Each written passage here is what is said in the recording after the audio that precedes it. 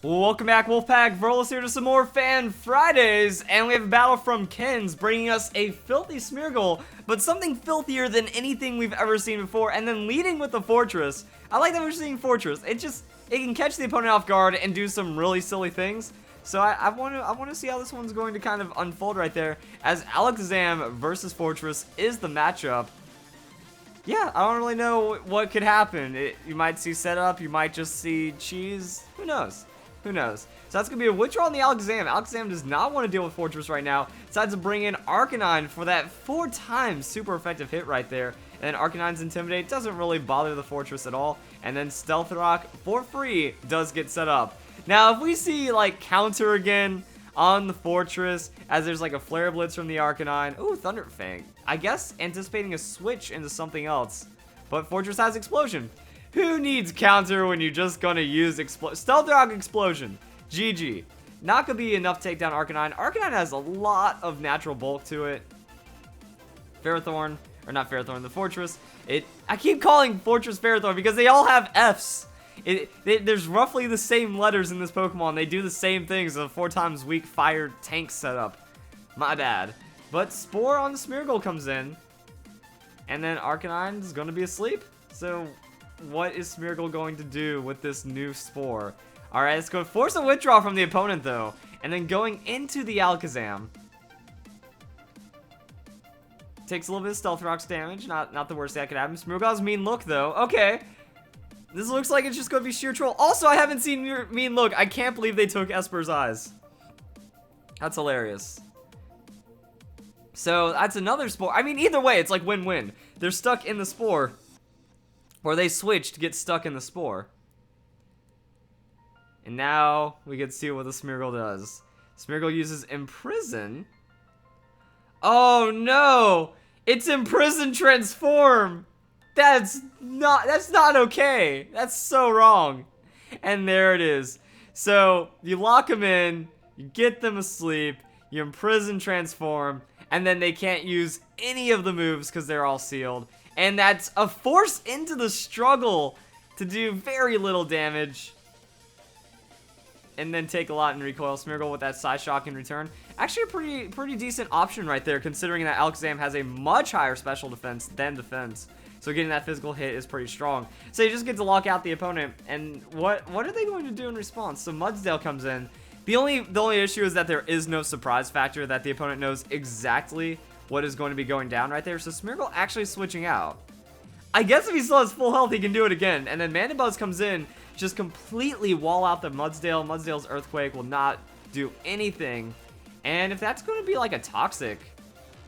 But no, it's going to be something else. What is it going to do?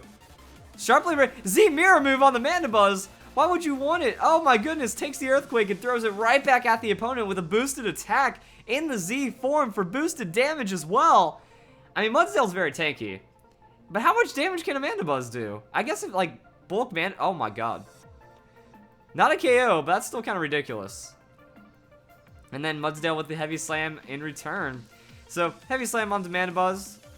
That's what happens. I mean, we've seen some crazy things. We've seen some crazy things from other Pokemon, like the Z-Mirror move on the Blaziken for huge damage. But Z-Mirror move Mandibuzz is actually really strong because it's not going to one-shot everything, but it's going to not die. Like, Mandibuzz is such a difficult Pokemon to deal with. So if it's actually hitting really hard in return and then just has infinite sustain on that roost, bad things happen. Like, that's +1 Mudsdale, and it goes down still. I know it was in red, but it's a Mandibuzz at the same time. Like, it finds enough damage to kind of steal the battle. And now Arcanine's going to come in, take a lot of damage off of the Stealth Rocks. And that should be KO range. That should be KO range. Intimidate. Going to suck. But Brave Bird's a high amount of base power. And, like, Mandibuzz's attack is probably very comparable to the Talonflame. So just bulkier, like you're sacrificing speed for bulk on the Mandibuzz when you're using this Brave Bird. And Arcanine goes down. So there we go, guys. That's things that happen. The imprisoned Smeargle is good, but then following it up with that Mandibuzz is Fan Fridays worthy on its own, as well as that Smeargle. Honestly, guys, what I really like about Fan Fridays is just that it gives us a lot of opportunity to explore that. Look at the filth stats on the Mandibuzz. 105 defense, 95 special defense, 110 on the hit points. I've actually been seeing it a lot more, and that's just because that's just awakened filth. However, the attack on the Mandibuzz is not that high, but comparing it to the Talonflame, it's not that much of a difference either. It's like 15-ish%, I think, maybe a little even less than that. Because Talonflame, one of my favorite trivia things to throw down is Talonflame, despite as terrifying and scary as it is, or was, or has been reckoned to be, has less attack than Amoonguss. Amoonguss has a better physical attack stat than the Talonflame, so it mostly just kind of teaches people the power of base power, and then also like how speed and glass cannons and all those interactions work and stuff. But yeah, there we go. That Mandibuzz, even though it's low on the attack, that's getting doubled, and it's still using a high base power move, and still putting down like 2-hit KO levels of damage behind unkillable tankiness. So that's what I mean. That's what I like about Fan Fridays, when we just go a little deeper and we understand stuff about the game, because it all comes together, and then we just learn how Pokemon works. Now let's get back into the Fan Fridays battles. Ooh, doubles. Nice. Okay, so yeah, it looks like this feature is supposed to, this like Fan Fridays feature is supposed to feature the Smeargle, but I'm still a big fan of that Mandibuzz. That is some pretty good stuff right there, because then now you're just making it super well-rounded. When you're taking those stats, doubling it like that, making it that tanky, giving it the sustain. Pretty crazy. So that's going to be Talonflame Mimikyu going up against Sableye Fortress. Alright, Fake Out onto Talonflame will do a thing at the very least, and Mimikyu comes in with that Play Rough. So Play Rough will also do a thing to the Sableye. My goodness, the level of damage for free. And then Fortress has Stealth Rock, so double Stealth Rock. Depending on where the meta is going, like normally it's like frowned upon, like, oh, it's a singles battle, it's so bad for Stealth Rock doubles. But I mean, a lot of switching is going on right now. If you can get that for free-ish, I guess that's okay. And then Confuse Ray on the Mimikyu. That prankster Sableye is like, please, we need to shut it down now. And Talonflame goes for the Tailwind. So nothing immediate from that Talonflame, not like Flare Blitz, KO, just get rid of the Fortress just yet. Mimikyu is confused, does hit itself in confusion, that's going to break Disguise. Now, what does the Fortress do? If Fortress gets a little antsy and uses the explosion instead, that could be bad. But no, actually tries to take everything to its full advantage with that Spikes. I'm guessing Sturdy, and then you have Sableye use Confuse Ray on the Talonflame, and then other things could happen. Also, Explosion's kind of wasted if it's only hitting one opponent. So Sableye has to recover. That should let it tank out, like with the leftover healing, should let it tank out another Play Rough if that comes into play. Talonflame brings down that Flare Blitz though, and Talonflame actually going to not be a fan of all of this damage that's receiving, because that's going to be huge recoil for the Talonflame, since Fortress is a tanky Pokemon. Unfortunately, it doesn't have a lot of like health, but whenever you one-shot something on a Flare Blitz or a Brave Bird, not good. Not a good thing, and Fortress going to keep layering the spikes, so making it to where the opponent is going to hurt coming in. And then it is leftovers on the Mimikyu. Interesting. This is like leftovers war. Anytime the opponent misses, you know, that's also going to be very good for the Sableye. And Sableye has Quash. Oh, man, so Fortress, that's why he didn't explode. He knows the safety is there. Mimikyu comes in with that Play Rough. Sableye survives. And Fortress is going to explode then. Okay, and if that wasn't like a Mimikyu, if that was another Pokemon susceptible to the explosion, that would hurt. That would be really bad. And Talonflame just got KO'd. For the Fortress with 1 hit points that got 2 layers of spikes and the Stealth Rock's up. Oh, that's going to hurt. My goodness.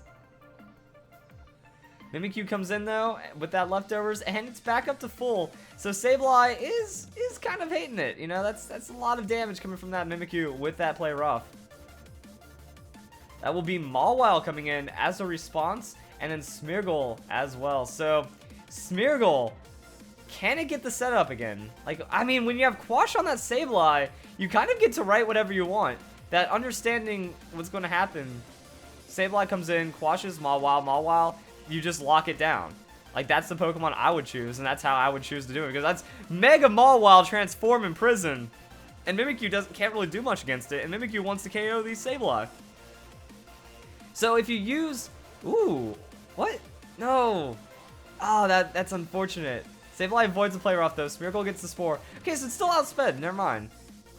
I guess if you speed invested on the Smeargle, which makes a lot of sense, and maybe has Focus Sash, you can outspeed something like the Mega Mawile. I wouldn't take that risk, but that was a weird turn overall.